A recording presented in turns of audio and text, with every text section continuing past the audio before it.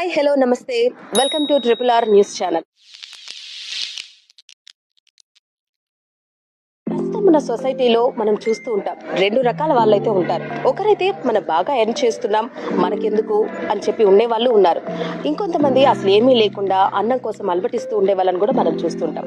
So earn చేస్తుండే వాళ్ళు, బాగా డబ్బులు సంపాదించిన వాళ్ళు మనకెందుకు అని చెప్పి సైలెంట్గా ఉండకుండా నాకు తెలిసిన ఒక మనిషిని ఇవాళ మీకు పరిచయం చేయబోతున్నా. ఆయన ఎలా అంటే సోషల్ మీడియాలో యాక్టివ్గా ఉంటారు అండ్ డబ్బు లేని వాళ్ళకి హెల్ప్ చేస్తుంటారు, డొనేషన్స్ ఇస్తూ ఉంటారు, రక్తదానం చేయడం, అన్నం డొనేషన్ చేయడం, ఇలా చాలా గొప్ప పనులు చేస్తూ ఉంటారు.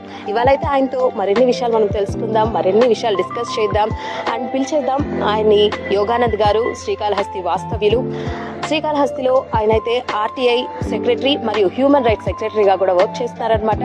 అంతేకాకుండా ప్రతి ఒక్కరూ హ్యాపీగా ఉండాలి అని చెప్పి ఆలోచన కలిగిన వారు యోగానంద్ గారిని అయితే మనం పిలుద్దాం. వచ్చేయండి.